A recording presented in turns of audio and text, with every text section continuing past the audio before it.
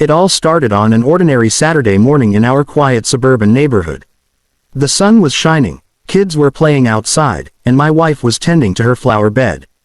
Everything seemed perfectly peaceful, until Karen showed up. Now, when I say Karen, I don't mean it lightly.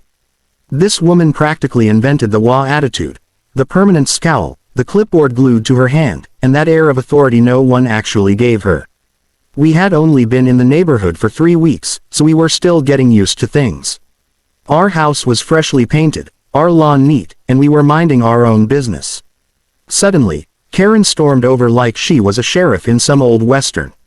"You need to sign these papers and pay your dues immediately," she barked, waving a stack of documents in my face. I blinked. "Excuse me, what papers?" "Your WA membership," she snapped. "Everyone here joins the WA. It's mandatory." I glanced at the papers. Nowhere did it say mandatory. In fact, I remembered our realtor saying the WA was voluntary. So, I calmly explained that we weren't interested. That's when she lost it. Her face turned red, and she muttered something about people who don't respect rules. Then, without another word, she whipped out her phone and started dialing. Who was she calling? The cops. Yes, over in WA membership. I could hear her talking. "Yes, officer, we have a situation here. Some people are refusing to follow WA regulations." She acted like we had robbed a bank. I just stood there thinking, is this real life? That was the moment I realized this was going to get interesting. After Karen's dramatic 911 call, I figured this was a good time to explain why we weren't joining her little empire. You see, my family has lived in neighborhoods all across the country because of work, and if there's one thing we've learned, it's this: WA drama is never worth the monthly fee. So when we moved here, we did our homework. We read the bylaws, checked the covenants, and confirmed with our realtor, joining the WA was optional. Optional means choice, right? But Karen didn't see it that way. To her, saying no was basically committing a felony. The moment we refused, she acted like we had unleashed chaos upon the neighborhood. She started rattling off rules we'd supposedly agreed to. Lawn height limits, mailbox color codes, even restrictions on what curtains we could hang. I had to stop myself from laughing when she said, "Your welcome mat must be WA approved." My wife, being the calm voice of reason, stepped in and said, "Karen, we're happy to keep our property nice, but we're not signing up for something that's voluntary." That was gasoline on the fire. Karen's voice went up an octave. "Voluntary. Not in my neighborhood. Everyone follows the WA. That's how we keep this place decent." I tried to stay polite, but it was hard when she was glaring at us like we had just spray painted her garage. Finally, I said, "Look, Karen. We're not joining. End of story." Her jaw clenched so hard I thought her teeth might crack. Then, without warning, she stormed off muttering something about people like us ruining everything. That's when I realized this wasn't over. And judging by the way she had the cops on speed dial, it was about to get interesting. As Karen marched back to her house, phone still glued to her ear, I couldn't help but shake my head. She was pacing like a drill sergeant, giving the police our address as if a major crime was unfolding. "Yes, officer, they're refusing to comply. They're violating the WA agreement." She barked into the phone. What she didn't know, what made this whole thing almost hilarious, was who she was dealing with.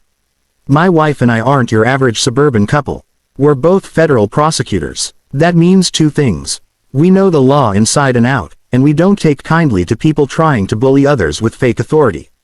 Standing there on my porch, I whispered to my wife, "She really has no idea, does she?" My wife smirked. "None at all. This is going to be fun." The truth is, we weren't just refusing the WA out of stubbornness. We refused to let anyone manipulate us with rules they don't have the power to enforce. And Karen, she wasn't just wrong, she was overstepping every possible legal boundary. By the time she hung up, she looked victorious, like she'd just saved the neighborhood from an invasion. She spun around, pointed a finger at us, and declared, "The cops are on their way. You'll be forced to join." I had to bite my tongue to keep from laughing out loud. Forced, over an optional WA. She really believed her clipboard gave her the power of law enforcement. Meanwhile, I was already thinking about how to explain this calmly to the officers, and maybe educate Karen on what actual authority looks like. Little did she know, This showdown was about to turn into a legal lesson she'd never forget. About 15 minutes later, we saw the flashing blue and red lights at the end of the street. Karen was already outside, practically bouncing with excitement like she'd just summoned reinforcements for the neighborhood war. She waved the officers down dramatically, pointing at us as if we were armed fugitives. "They're refusing to join the HOA," she shouted before the cops even got out of the car. "They're breaking all the rules and disrupting the community." One of the officers gave her a look that said, "Seriously? This is what you called us for?" Still, they walked over to us politely. "Afternoon, folks. We got a call about some kind of HOA issue." I kept my voice calm.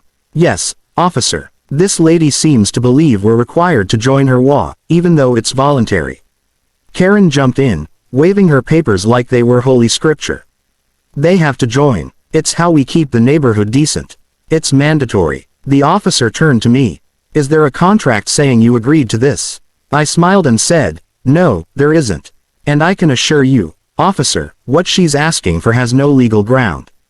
Karen scoffed. "How would you know?" That's when my wife stepped forward, flashing the kind of calm, confident smile only a prosecutor can pull off. "Because we're both federal prosecutors," she said evenly. You should have seen Karen's face. Her jaw literally dropped. The officers raised their eyebrows, trying not to laugh. Suddenly, the woman who had been acting like the queen of the cul-de-sac looked like she wanted the ground to swallow her whole. And that was just the beginning of her very long, very quiet day. The moment my wife calmly dropped the "federal prosecutors" bomb, the entire tone of the scene shifted. The cops exchanged quick glances, then turned back to Karen with a look that could only mean, "You've really done it this time." Karen's confidence evaporated faster than a puddle in the desert.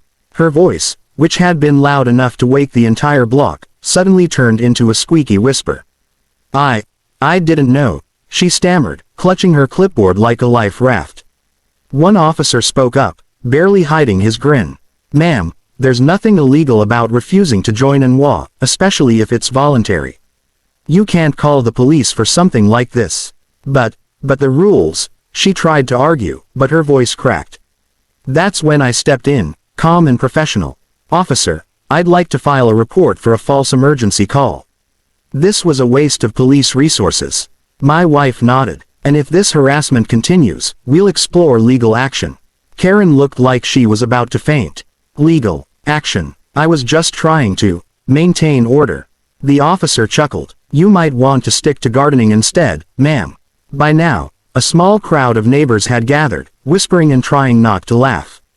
Turns out, we weren't the first people Karen had tried to bully. She'd been running her little HOA like a dictatorship for years, and everyone was tired of it. Word spread fast. By the end of the week, several homeowners filed complaints against her. 2 weeks later, the so-called HOA president was voted out of her own voluntary HOA. As for us, we still live here. Our lawn looks great, and the only knock on our door these days is from neighbors inviting us to barbecues. And Karen, let's just say she doesn't even wave anymore.